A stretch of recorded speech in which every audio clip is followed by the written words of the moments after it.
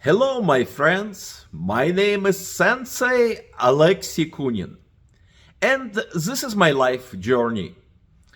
Over this weekend, I attended the Japanese Ambience Festival in Omaha, and it was very cultural experience, sharing Japanese culture with the community. Every year in Omaha at the Botanical Garden, we gather many people from different walks of life. Mostly it's a Japanese community trying to share the culture and traditions with people in Nebraska. And I met a lot of familiar people. It's a small community, so we all kind of know each other, and it's a very festive experience to see the old familiar faces, to say hello to all the old friends, and to share common cultural experience, our love for Japanese culture and traditions. So it was a very good educational experience, sharing with people. Each group that was present share Japanese food, different teas. We had a tea ceremony, Japanese dancing. There was a ikebana show, and each were sharing something about the Japanese culture. And of course, since it was inside very famous botanical gardens, a lot of people, it's a once-a-year tradition, so a lot of people come from all over Nebraska, not just from Omaha, but from all over Nebraska, come to learn the Japanese culture, to experience the ambience of this Asian treasures of Japanese culture, cuisine, philosophy, traditions, dancing, music. So it was a very uplifting and positive experience. What I would like to talk about today, while I was having my own little table talking about Japanese culture, especially Q&A about martial arts and jiu-jitsu, a lot of people that come to me had the same question over and over again, asking me, what is Japanese jiu-jitsu? So I was trying to educate people and trying to explain what is Japanese jiu-jitsu, and then I come to a conclusion, it's time to create another video. So today on Facebook forums, I wrote a small paragraph about Japanese traditional jiu-jitsu, but to reach a wider audience, I decided to record this short video and kind of give a little input to remind you, if you don't know me or don't watch my videos, what is traditional Japanese jiu-jitsu. Traditional Japanese jiu-jitsu is an ancient samurai martial art. It historically goes probably over 1,000 years back, maybe more. It's very rich in traditions, in philosophical principles. So it's not just a martial art, it is a fighting art. Traditional Japanese jiu-jitsu specifically is designed for combat. When samurai warriors will lose its weapons on the battlefield, they will use hand-to-hand combat when it comes to fighting. So yes, in traditional Japanese jiu-jitsu, we use weapons. We use hand-to-hand combat. The weapons, there is broad range of weapons, and I'm a very practical person. I teach my advanced students how to work with a sword, Japanese sword, katana, but I'm a realist, and I wouldn't see people walking in the street with these Japanese swords. So as a realist and practical person, I teach specializing in knife fighting and short stick, which is very practical and it's very important. So when it comes to weapons, I teach knife fighting, knife defense control techniques, and a short stick. And And then, as a depends on the environment, whatever tool you can use to defend yourself in self-defense or in fighting. And I was trying to explain to a lot of people that traditional, authentic Japanese Jiu-Jitsu is a very practical combat martial art. It was designed specifically for fighting in the battlefield. So the techniques have to be short, they have to be quick, they have to be economical. So it's very hard to do demonstration for Japanese Jiu-Jitsu because there is no flashy big movements. It's very short movements, very quick. So the camera, the video camera, the photo wouldn't be able to catch all those techniques. Not like when you do fighting demonstration in Kung Fu or in Aikido, when you use much bigger movements and much bigger techniques. So the techniques are not flashy, they're very quick, very specific, and very short. For any combat application, the art that you're practicing has, especially when if it's a practical, realistic fighting art on the street, the techniques have to be short, they have to be practical and realistic. If you're defending yourself and you're still fighting after 30 seconds, something is wrong with your techniques. Either your opponent is much more experienced fighter and better than you are, or your techniques are not working.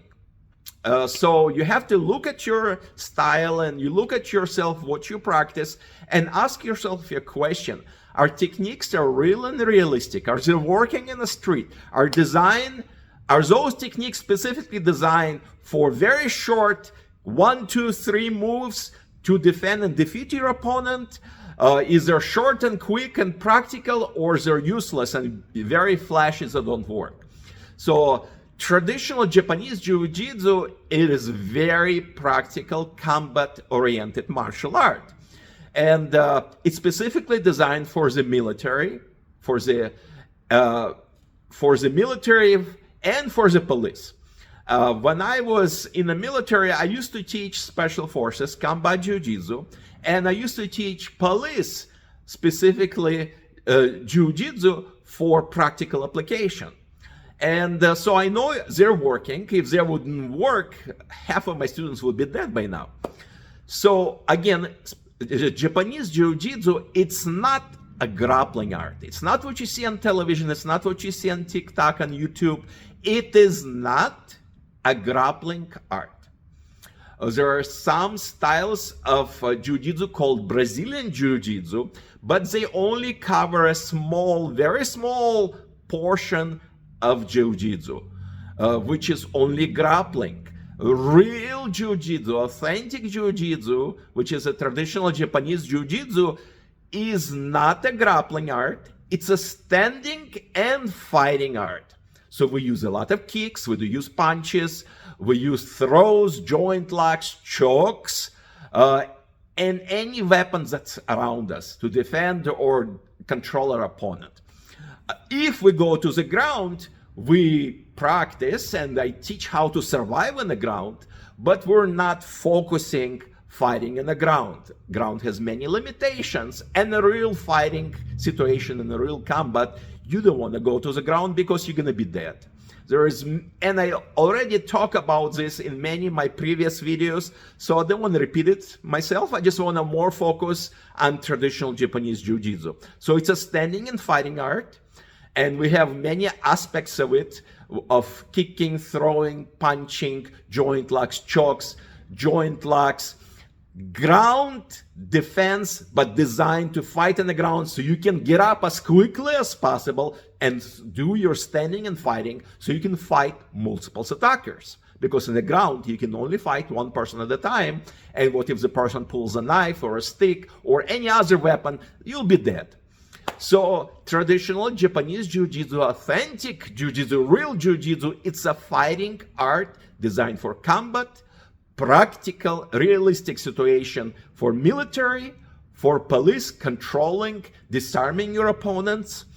And there is a a little bit difference between military combat jiu-jitsu and police jiu-jitsu. When I was teaching, the application of the technique is a little bit different because you don't expect your police officers use combat jiu-jitsu techniques to kill you, aggressors. They're designed to control the people, to put them in a safe environment under control situation through joint locks, through pain controlling the situation.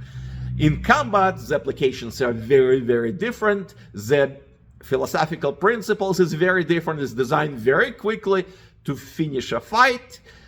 The ending result probably would be the end of the person. So it's not pretty.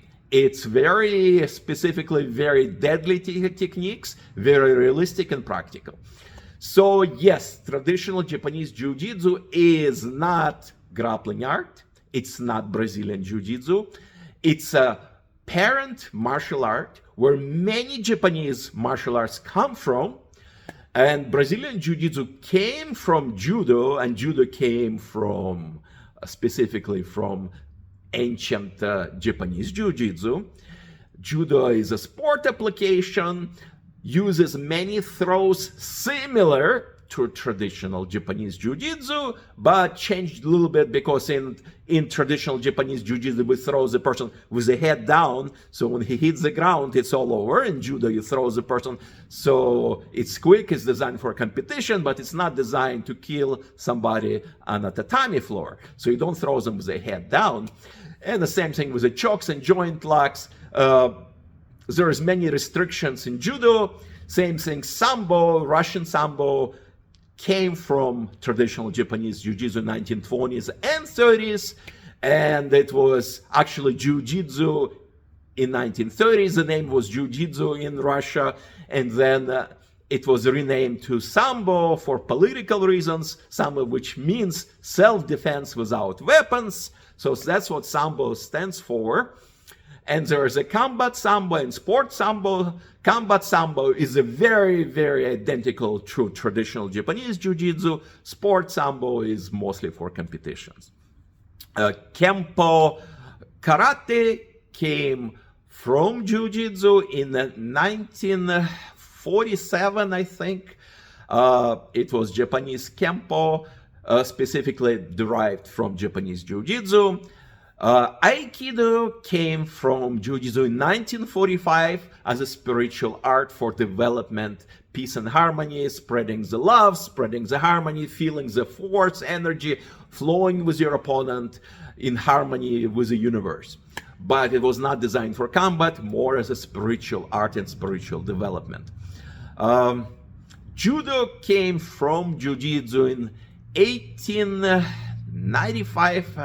Exact date I don't remember at that moment. I think it was 1895, 96. So it was arrived from traditional Japanese jiu-jitsu.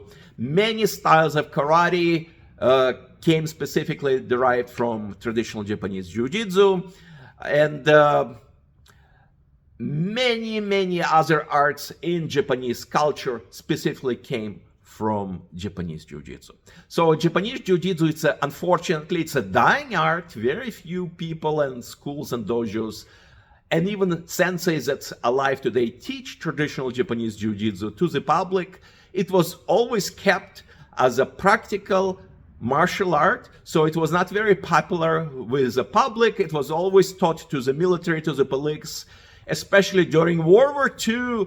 United States Navy was using jiu-jitsu to teach Navy sailors jiu-jitsu techniques.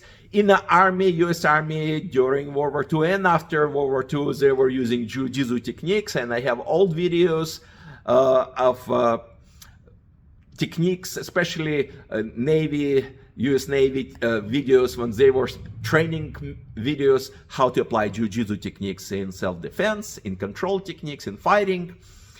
And something happens. I don't know what happens politically, what happens in the history of US military, but over the years, they switched to grappling art. And unfortunately, very unfortunately, so United States may be leading technologically, but when it comes to hand-to-hand combat, I wouldn't advise U.S. military, Army people or Navy people or any people that practice basic combative training skills to fight foreign, especially Eastern European, Russian or Ukrainian or Asian military people, because they not gonna win. When it comes to hand-to-hand combat, I traveled to Russia for over 15 years, twice a year, teaching military and police. I traveled to Ukraine for many years, teaching military and police. I traveled to European countries, and I lived in Asia for a couple of years. The militaries and police in those countries, when it comes to hand-to-hand combat, is beyond, they're very realistic. So yes, I'm a US Army veteran, and I would like to speak the truth. At the moment, US military is not ready to fight hand-to-hand combat any other Eastern European or Asian armies, because they're gonna lose. Maybe there are small groups in the US Army Special Forces who will be specifically trained in hand-to-hand combat, but it's a very small group of people who are qualified to use realistic hand-to-hand combat. And again, you have to look at their training background. I do a lot of work, consulting work for US government, and I used to teach special forces. So I know what is being taught in the military, and it's not 100% realistic. It's sad, disappointing, but it's life. But anyway, hopefully the military is changing. A new Department of War will look and listen to my advice and will change its training methods and training manuals, and they become much more realistic. The Scandinavian countries that I visited and travel and teach, they're very watered down jiu-jitsu, pathetic, not realistic. So there's the worst. When it comes to realistic jiu-jitsu applications, combat applications, like Sweden, Norway, Denmark, their training methods and applications very watered down, very weak, very pathetic. Western European countries a little bit better, but still pretty weak training. They're lacking discipline and lacking hardcore training. When you go more towards Eastern Europe, the training is much, much better, much hardcore, different mentality, different realistic training. You go to Ukraine, you go to Russia and Ukraine. I'm originally from Ukraine, so I wouldn't call Ukraine and Russia separate countries. We culturally, genetically, mentally, we're all the same people. So the mentality is much, much more hardcore, realistic, full contact training. You go to Asian countries, some Asian countries are watered down jiu-jitsu, some of them are hardcore training. I lived in Kazakhstan for 2 years. Good fighters, good mentality, hardcore training, not enough qualified instructors. That's the sad part. But the people are hardcore, realistic fighters.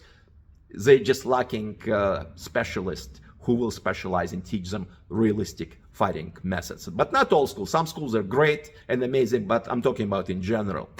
I've been to Australia, watered down jiu-jitsu, not realistic, sad.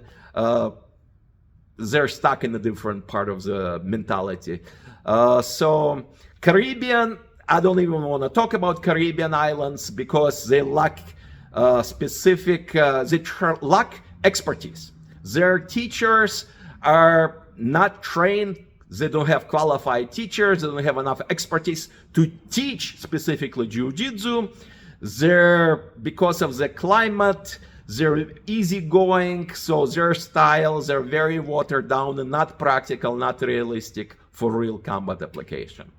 So again, traditional Japanese jiu-jitsu is a very serious martial art. It's very realistic, designed for combat, fighting applications for military and police, and the techniques are short, to the point, applications using tradition. They're very rich. Traditional Japanese jiu-jitsu, authentic jiu-jitsu is very rich in history, tradition, and philosophy. So in short, I love jiu-jitsu. I've been doing it for 47 years, but there are many other martial arts that are just as good. I just like jiu-jitsu. So if you have questions, send me email, write to me. I'll gladly answer all your questions, especially when it comes to jiu-jitsu, because my expertise, my 47 years of teaching and practicing traditional Japanese jiu-jitsu, and I travel all over the world teaching military and police. So I have a pretty good experience and knowledge and expertise, specifically when it comes to authentic traditional Japanese jiu-jitsu. So write to me. I would love to talk to you. I like to educate people. Train hard. Don't be stupid. Smart training is very important. So be pure, be strong. God bless. This is Sensei Alexey Kunin, and this is my dojo, KATABAMI Jiu-Jitsu Dojo in Omaha, Nebraska, United States. Bye-bye.